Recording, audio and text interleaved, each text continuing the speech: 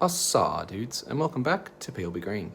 Today I'm going to be attempting a moss drip wall, except this time inside a piece of mangrove driftwood.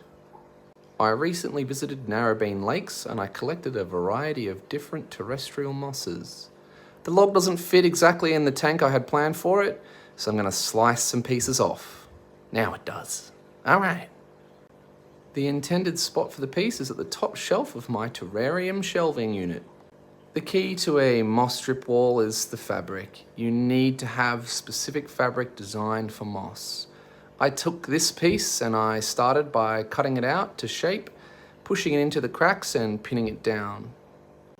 I wanted to see if the fabric would soak the water all the way to the top of the driftwood.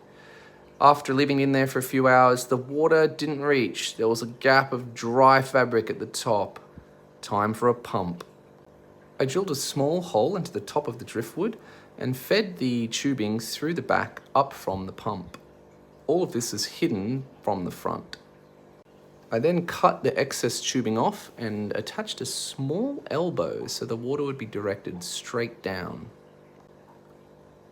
After a quick test, it worked beautifully. All of the fabric remained moist. Now for the fun part. I applied different patches of terrestrial moss in various locations on the fabric and simply pinned it down. Over time, the moss itself will grow into the fabric, so the pins won't be needed. After a really long time, the moss should attach itself through the fabric onto the log itself. I decided to change the tank to more of a paludarium look, and here it is set up.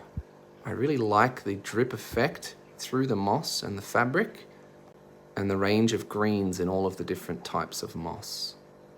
I haven't decided if I'm going to put more details like substrate in the bottom yet, but for now I'm really enjoying this simple piece. Beautiful. Look at that fern moss. All right, see you next time on PLB Green.